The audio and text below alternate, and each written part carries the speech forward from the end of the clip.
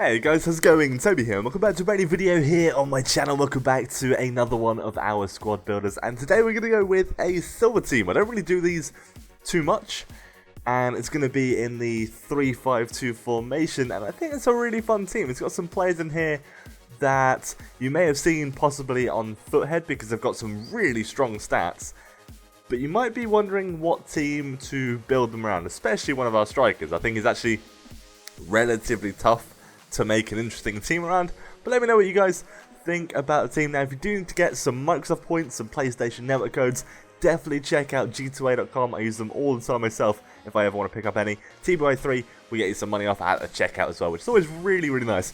So let's have a little chat about the team, and I do feel like 3-5-2 this year is actually a really strong formation, and previously it'd be really heavily countered by winger formations.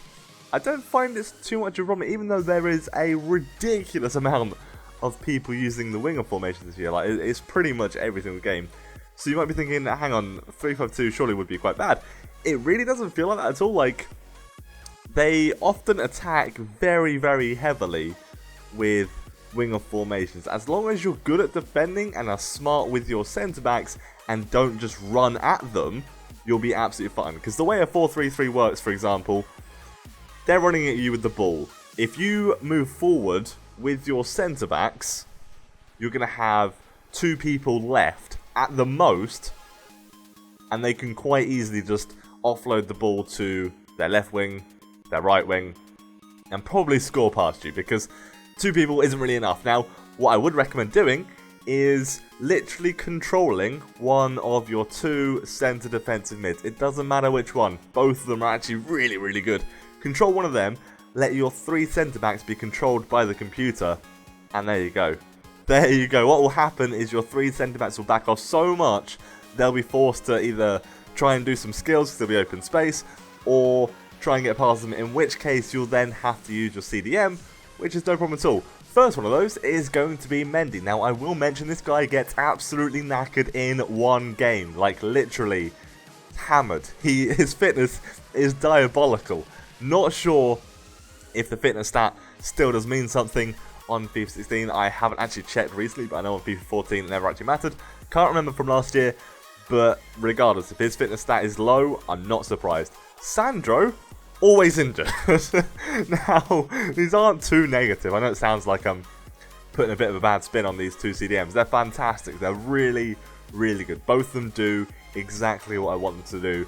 Mendy, whilst he is a little bit short, his defending is actually really solid, his pace is great, his passing is decent as well. Sandro is a brick, and he actually has a pretty nice long shot on him. Just, you know, stock up on some injury cards. It's hilarious. Right mid is going to be Matt Phillips. 90 pace, 70 shooting, 4-star weak foot, 4-star skills, 6 foot, so both our left mids and our right mids are both 6 foot, both medium work rates, and both relatively strong. And I think that's so important in a 3-5-2. You cannot really afford to have sort of weak left mids and right mids. Whilst it might be great that they're pacey, you really need a bit of physical and strength in there as well. And because they're going to kind of act as a deterrent for their left wing and their right wing. They need to defend as well.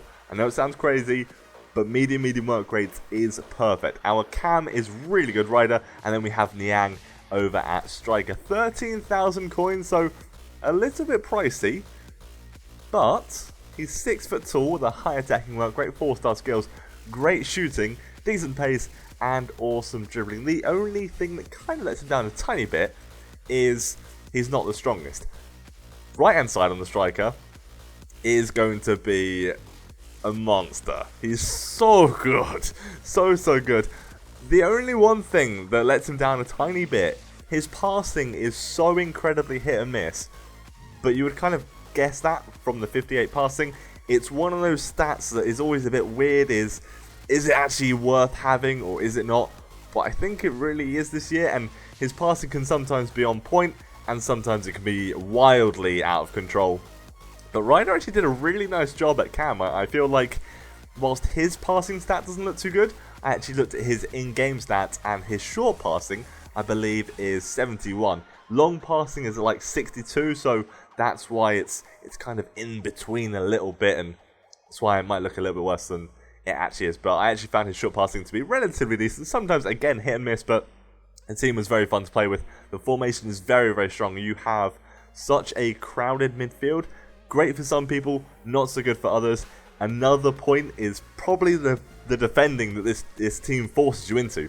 You do have to be focusing a little bit, but the strikers were excellent. NIANG, his dribbling was really nice. Matt Phillips, I was very impressed with. I really liked him, as was our left mid. Did the job that I really wanted him to do.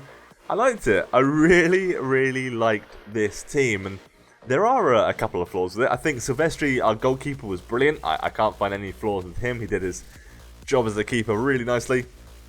The only struggles I found were Mendy's height, Mendy's stamina, and probably Niang's strength every now and then. Other than that, team was really, really nice. I would recommend it. It's a fun team to use. If you're looking for a silver 352 team, I would recommend it wholeheartedly. I think it cost me actually under 30k, but I don't know what PlayStation prices are like, especially for Niang. Might be a little bit expensive on the PlayStation, which is why I've thrown an under 50k price tag on it. Given it an 8.9 out of 10. I think it's a really fair rating actually. There were some flaws, but I loved it and thought it was a very strong team indeed. Hope you have enjoyed today's video. If you have, leave it a like and subscribe for some more from myself. But take care guys, have an amazing day and goodbye.